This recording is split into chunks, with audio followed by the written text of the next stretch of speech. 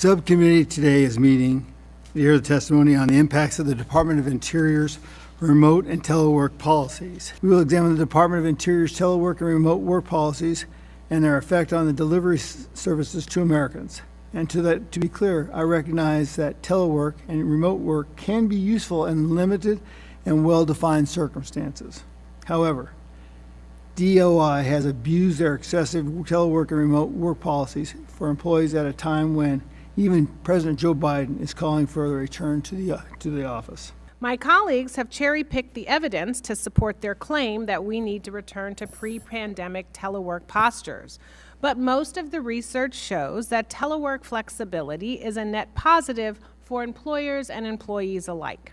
That's probably why a 2023 survey of House employees shows Republicans use it for their own staff. COVID opened our eyes to the advantages of telework. We can't and shouldn't ignore those lessons.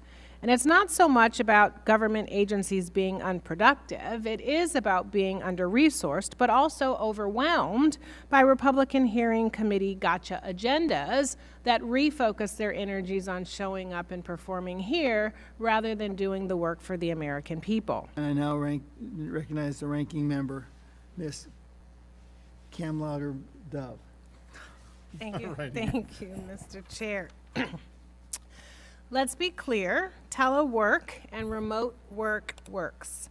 Workers want it because it makes them more productive and reduces stress by avoiding commutes. It has been life-changing for parents, military spouses, people with disabilities, and others who have access to more job opportunities and better work-life balance.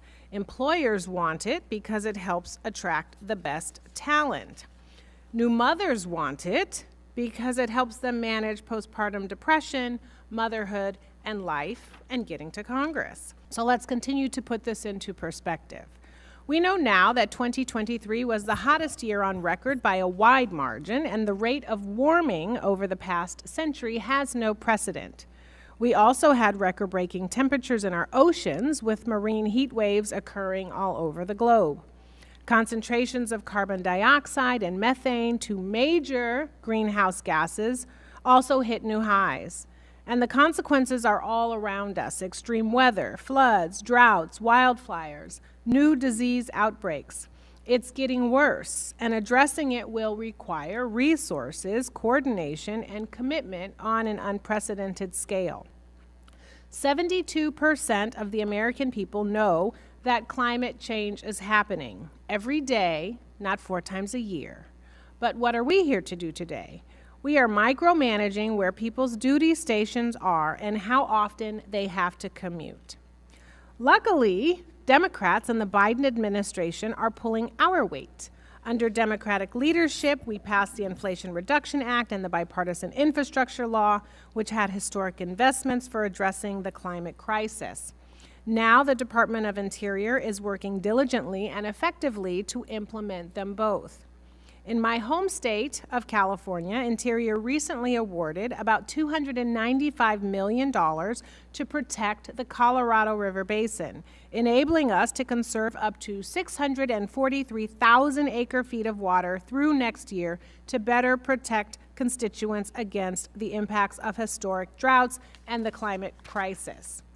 That kind of commitment is what it will take. And this type of action is what my colleagues on the other side oppose. The Biden-Harris administration is getting the work done, remotely, hybrid, and in person. Thank you, Mr. Chair, and thank you to the witnesses for being here. I yield back.